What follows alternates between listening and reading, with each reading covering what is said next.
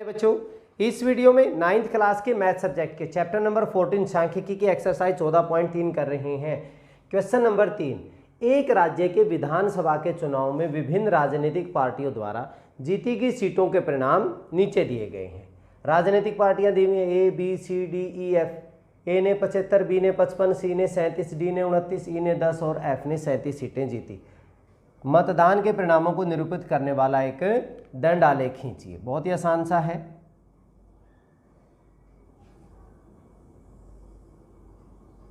ये x ये y हम सीटें यहाँ पे ले लेते हैं और इधर हमारे पास पार्टियाँ हो जाएंगी। ठीक है, पार्टी अब यहाँ पे 75 तक है तो हम एक y अक्ष पर जो हम पैमाना लेंगे y अक्ष पर 1 सेंटीमीटर बराबर है 10 सीटें, क्योंकि वो सीटों के बारे में जिक्र कर रहा है। तो यहाँ तक हमारी हो गई 10, 20, 30, 40, 50, 60, 70 और यहाँ होगी 80। जब आप इसको ग्राफ में देखेंगे तो वहाँ पे एक एक सेंटीमीटर एक सीट को रिप्रेजेंट करेगा। ए ने कितनी सीटें जीती? 75। इनके बीच में मान लीजिए हम यहाँ से ये हमने दंड आलेख खींच दिया भाई। ए ने 75 सीटें जीती, कौन सी पार्टी? ए। फिर बी ने कितनी जीती? 55।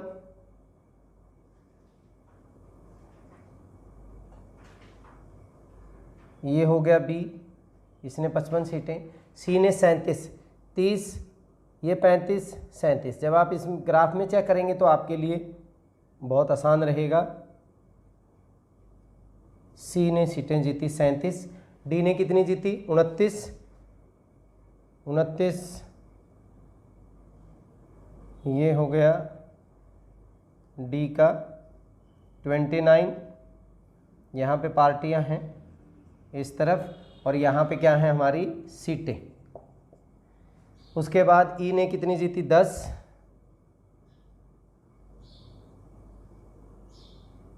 ये ई हो गया डी और ई 10 हो गया। और फिर एफ ने जीती 37। एफ ने, सी और एफ ने बराबर जीती हैं तो यहाँ से हमारे पास ये हो जाएगा एफ। इन्होंने भी 37 सीटें। बहुत ही आसान सा ग्राफ था। ठीक है, चलिए अब क्या कहता है, किस राजनीतिक पार्टी ने अधिकतम सीटें जीती? सबसे ज़्यादा किसकी हैं? तो सेकंड का जो आंसर होगा ए पार्टी ने सबसे अधिक सीटें जीती। सबसे अधिक सीटें जीती 75 सीटें। तो आसान सा था। चलिए अब क्वेश्चन नंबर 4 करते हैं। क्वेश्चन नंबर 4, एक पौधे की 40 पत्तियों की लंबाइयां 1 मिलीमीटर तक शुद्ध मापी गई है और प्राप्त आंकड़ों को निम्नलिखित सारणी में निरूपित किया गया है। दिए गए आंकड़ों को निरूपित करने वाला एक आयत चित्र खींचना है। क्या इन्हीं आंकड़ों को निरूपित करने वाला कोई अन्य उपयुक्त आलेख है? क्या यह सही निष्कर्ष है कि 153 मिलीमीटर लंबाई वाली पत्तियों की संख्या सबसे अधिक है और क्यों? देखिए यहाँ पे जब हम चेक करते हैं लंबाइयाँ 118 से 126, फिर 127 से 135, 136 से 144, गैप आ गया इनके बीच में अंतराल है। तो पहले हमें ये अंतराल, आयतचित्र बीच में अंतराल नहीं होना चाहिए, कॉन्टिन्यूस होना चाहिए, वो सतत होना चाहिए, लगातार होना चाहिए। तो पहले हम इन लंबाइयों को ठीक करेंगे। यहाँ पे हमारे पास जो गैप है, जो अंतर है, वो कितने का है? अंतर है 1 का। तो 1 का आधा जो होगा वो 0.5। आपने क्या करना है, 0.5 इन सब में से तो घटा दीजिए और इन सब में जोड़ दीजिए। तो हमारे पास जो लंबाई बनेगी, लंबाई इसमें से घटाएंगे 0.5, ये बनेगा 117.5 और इनमें जोड़ते जाएंगे 126.5 हो जाएगा।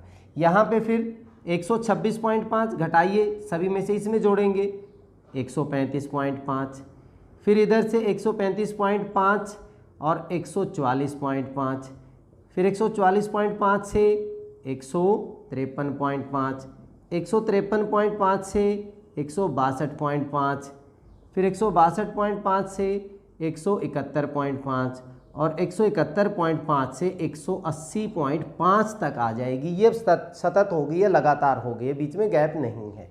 और ये तो हमारे पास है ही। ये कितनी है? 3, 5, फिर 9, 12, 5, 4 और 2।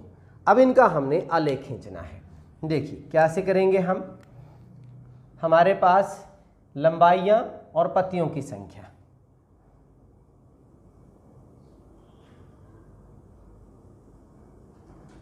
यहाँ पे हमारे पास x एक्सिस, ये y एक्सिस। लंबाई यहाँ पे हमारे पास, लंबाई हम इधर ले रहे हैं, बट ये स्टार्ट हो रही है 117.5 से, तो हम क्या लगा देंगे यहाँ पे? किंक लगा देंगे, किंक लगा देंगे। O है, ये हमारा क्या हो गया?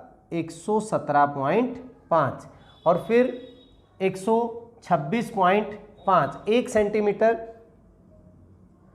126.5,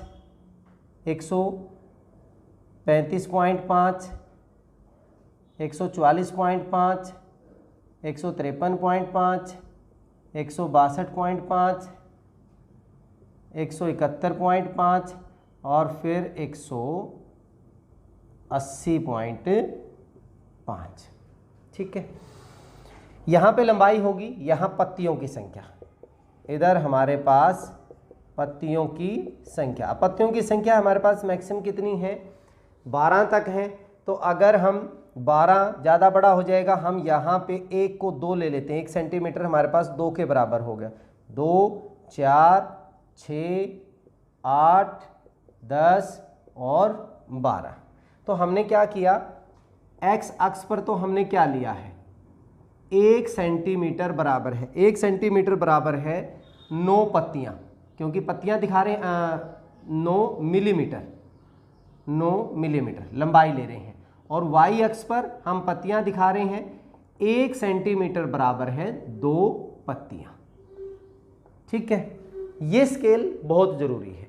इसके बाद हम बात करते हैं 117.5 से 126.5 तक 3 पत्तियाँ, 2 और 4 के बीच में 3 होंगी, तो ये हमारे पास 3 पत्तियाँ आ गई। इसके बाद 26 और 35 के बीच में कितनी है? 5 है, 4 और 5, ये लीजिए, इनके बीच में ये 5 पत्तियाँ होगी। 35 और 44.9 के 5 के बीच में 9, 8, 9 बीच में, तो ये हो गया 9 हो गया। इसके बाद 44.5 से 53.5 के बीच में 12, 12 हमारे पास ये हो गई, ये 9 है, ये 12 है। और फिर 153.5 से 62.5 के बीच में 5 है, ये फिर 5 हो गई। और फिर 4 हैं, 62 से 62.5 से 71.5 तक 4 हैं, तो 4 हमारी ये हो गई। और उसके बाद हैं 171.5 से फिर 2 हैं हमारे पास 180.5 तक, ये हो गई 2। ठीक है, ये हमारा आयत चित्र बन गया, बहुत ही आसान सा था। चलिए अब क्या कहता है ये, क्या इन्हीं आंकड़ों को निरूपित करने वाला कोई अन्य उपयुक्त आलेख है? दंड आलेख है। सेकंड पार्ट में हमारे पास क्या, दंड आलेख नहीं, हमारा तीसरा क्या था? एक दंड आलेख था, एक आयत चित्र और एक बहुभुज, फ्रीक्वेंसी पॉलीगन जिसको हम बोलते हैं, बारंबारता बहुभुज, बारंबारता बहुभुज फ्रीक्वेंसी पॉलीगन है वो। तो बारंबारता में इनका मिड पॉइंट लेके हम इनको मैच कर सकते हैं। ठीक है, इसके बाद तीसरे में क्या यह सही निष्कर्ष है कि 153 मिलीमीटर लंबाई वाली पत्तियों की संख्या सबसे अधिक है? देखिए 144 और 153.5 के बीच में 12 है। जरूरी तो नहीं ना कि वो सारी की सारी 153.5 मिलीमीटर की होंगी, तो तीसरे में नहीं, क्योंकि यह आवश्यक नहीं है, यह आवश्यक नहीं है कि सभी 12 पत्तियाँ 153 मिलीमीटर की हो। बीच में भी तो हो सकता है 144.5 से 153.5 के बीच में और भी तो बहुत सारे हमारे पास वो हैं, तो यह संभव, यह जरूरी नहीं है। ठीक है, ये हो गया आपका क्वेश्चन नंबर 4। इंटरेस्टिंग और बहुत ही आसान से हैं। चलिए इस वीडियो में इतना ही, नेक्स्ट वीडियो में अगले क्वेश्चंस के साथ फिर मिलते हैं, तब तक के लिए जय हिंद जय भारत।